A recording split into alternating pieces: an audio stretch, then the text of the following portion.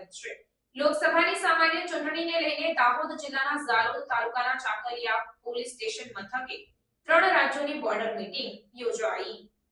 આગામી લોકસભાની સામાન્ય ચૂંટણીને ધ્યાનમાં રાખીને દાહોદ જિલ્લાના ચાકલિયા પોલીસ સ્ટેશન ખાતે ગુજરાત, રાજસ્થાન અને મધ્યપ્રદેશ એમ 3 રાજ્યોની મીટિંગ યોજાઈ હતી, જેમાં ગુજરાત રાજ્ય ઝાલોદના એસડીએમ, રાજસ્થાન રાજ્યના કુશલગઢના એસડીએમ અને મધ્યપ્રદેશ રાજ્યના થાંદલાના એસડીએમ અધિકારીઓ ઉપસ્થિત રહ્યા હતા અને સાથે થાંદલા, કુશલગઢ, સજ્જનગઢ, ઝાલોદ અને ફતેપુરાના મામલતદાર તેમજ ગુજરાત, રાજસ્થાન અને મધ્યપ્રદેશ એમ 3 બોર્ડર વિસ્તારના પોલીસ થાણા અધિકારીઓ પણ હાજર રહ્યા હતા, જેમાં ક્રિટિકલ મતદાન મથકો, ચેકપોસ્ટ, નાસ્તા ફરતા આરોપી અંગે ચર્ચા વિચારણા કરાઈ હતી। ગુજરાતમાં દારૂ ઘૂસણખોરી રોકવા તેમજ 3 રાજ્યોમાં ગેરકાયદેસર પ્રવૃત્તિ અટકાવવાના અનુસંધાને 3 રાજ્યોની પોલીસ તંત્ર અને વહીવટી તંત્રને સૂચનો આપ્યા હતા અને શાંતિપૂર્ણ માહોલમાં 3 રાજ્યોમાં મતદાન થાય તે અંગે જરૂરી ચર્ચા પણ કરાઈ હતી। Reporter Shailesh Kumar Rathod, secular Gujarat news, Dahod. જી સર। લોકસભા ચૂંટણી 2024 અંતર્ગત આજરોજ ચાકલિયા પોલીસ સ્ટેશન ખાતે ગુજરાત, રાજસ્થાન અને એમપી બોર્ડરના રેવન્યુ ડિપાર્ટમેન્ટના અધિકારી અને પોલીસ ડિપાર્ટમેન્ટના અધિકારીઓની એક જોઈન્ટ મિટિંગનું આયોજન કરવામાં આવેલું હતું।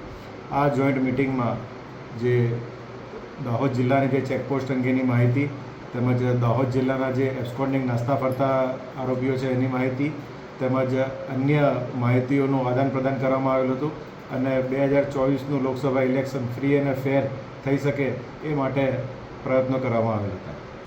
લોકસભા સામાન્ય ચૂંટણી 2024 અંતર્ગત આજરોજ ચાકલિયા પોલીસ સ્ટેશન મુકામે દાહોદ જિલ્લાને અડીને આવેલા રાજસ્થાન અને મધ્યપ્રદેશના રેવન્યુ તેમજ પોલીસ ઓફિસરશ્રીઓની એક બોર્ડર મિટિંગ રાખવામાં આવેલી, જેમાં મધ્યપ્રદેશના થાંદલા સબ ડિવિઝનના એસડીએમ શ્રી તેમજ ડીવાયએસપી શ્રી, એ જ રીતે રાજસ્થાનના બાંસવાડા ડિસ્ટ્રિક્ટના કુશલગઢ અને સજ્જનગઢના એસડીએમ શ્રી, ડીવાયએસપી શ્રી તથા અન્ય પોલીસ અને રેવન્યુ ઓફિસરશ્રીઓ હાજર રહેલા। મિટિંગની અંદર અમે આગામી લોકસભા જે સામાન્ય ચૂંટણી આવી રહી છે એમાં કઈ રીતે free and fair election conduct કરી શકીએ એ અંગે બોર્ડરને લગતા વિવિધ ઇસ્યુની ચર્ચા કરવામાં આવી।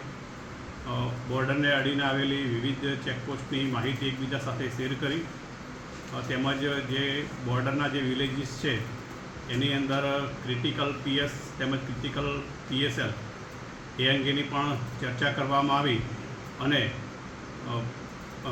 વિવિધ જ્યારે પણ કોઈ ઘટના બને ત્યારે કઈ રીતે પહોંચી વળાય અને કઈ રીતે શાંતિમય વાતાવરણમાં ઇલેક્શન યોજી શકાય એ માટેનું પ્લાનિંગ કરવામાં આવ્યું તેમજ 3 સ્ટેટના તમામ જે અધિકારીઓ જે છે ઇલેક્શનને લગતા એ તમામ અધિકારીઓને વોટ્સએપ ગ્રુપ પણ ક્રિએટ કરવામાં આવ્યું છે અને આ ગ્રુપની અંદર અમે જે પણ કંઈ ઇન્ફોર્મેશન શેરિંગ કરવાનું જે હશે એ ઇન્ફોર્મેશન અમે શેર કરતા રહીશું અને એકબીજા સાથે સતત કોઓર્ડિનેશનમાં રહી અને આગામી જે લોકસભાનું જે ઇલેક્શન છે એ અમે સારી રીતે કન્ડક્ટ કરીશું।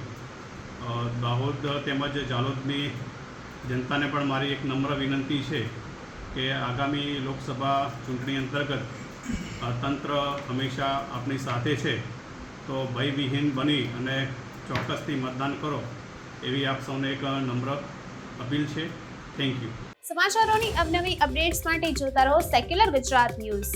સાથે સેક્યુલર ગુજરાત ન્યૂઝ ચેનલને લાઇક, શેર અને સબસ્ક્રાઇબ કરો અને બેલ આઇકોન દબાવીને સમાચારોની ઝડપી માહિતી મેળવો।